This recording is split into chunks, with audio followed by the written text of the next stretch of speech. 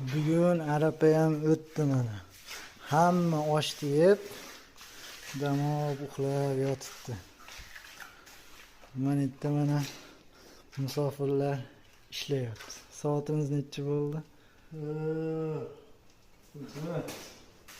Bugun 5-may 22:43.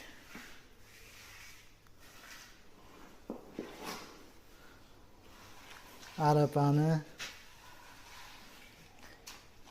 kechquruni. Xullas hamma osh deyapti.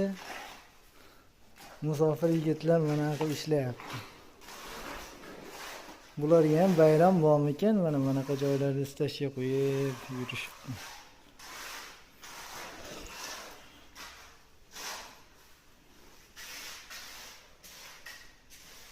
Bayram hammaga qutlug' bo'lsin.